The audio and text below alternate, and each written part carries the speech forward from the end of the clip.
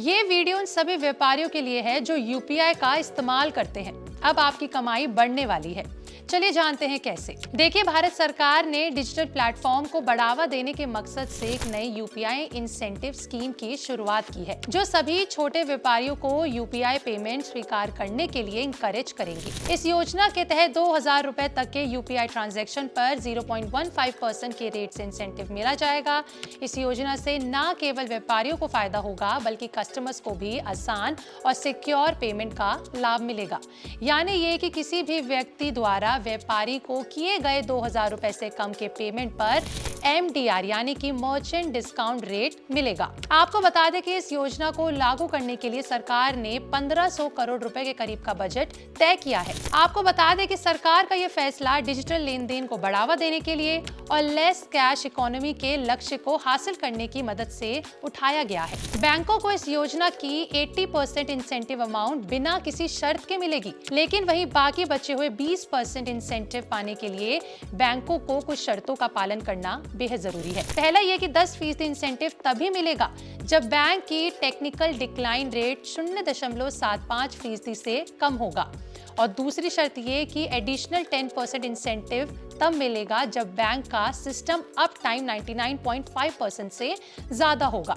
देखिए, इन शर्तों से ये डिसाइड हो जाएगा कि बैंकों की सर्विस हर समय अवेलेबल रहे और कस्टमर्स बिना किसी रुकावट के यूपीआई पेमेंट कर पाएंगे। चलिए एक एग्जांपल से समझते हैं कि कैसे दुकानदार को इंसेंटिव मिलेगा। मान लीजिए अगर एक कस्टमर 2000 रुपए का सामान खरीदता है और यूपीआई से पेमेंट करता है, तो दुकानदार को 3 रुपए का इंसेंटिव मिलेगा। सरकार बैंकों के दावे की 80% राशि तुरंत दे देगी।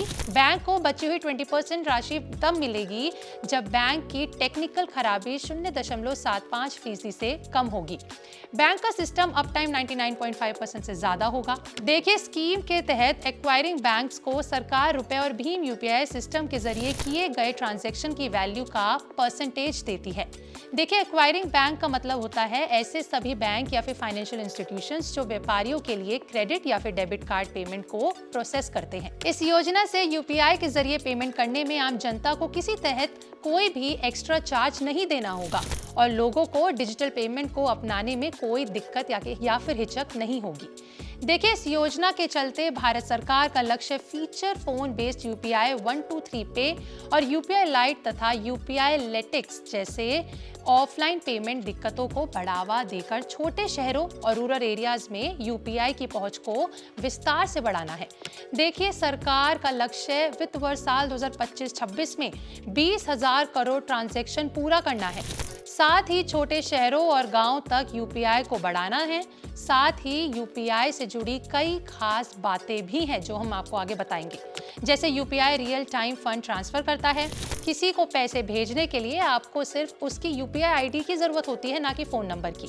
यूपीआई आईडी होने से आपको फंड ट्रांसफर करने के लिए beneficiary name, account number, bank आदि की जानकारी होनी जरूरी नहीं होती। यूपीआई को IMPS के मॉडल पर डेवलप किया गया है, इसलिए इस ऐप से आप 24/7 बैंकिंग कर सकते हैं।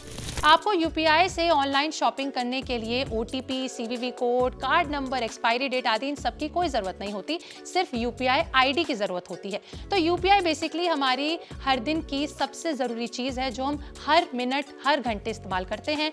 ऐसे में इस नई योजना से मर्चेंट्स को और कस्टमर्स को क्या फायदा मिलेगा, ये तो आने वाला वक्त बताएगा। आपका इस पर क्या कहना है कमेंट सेक्शन में लिख के जरूर बताएं। वीडियो अच्छी लगी हो तो लाइक शेयर करना बिल्कुल ना भूलें।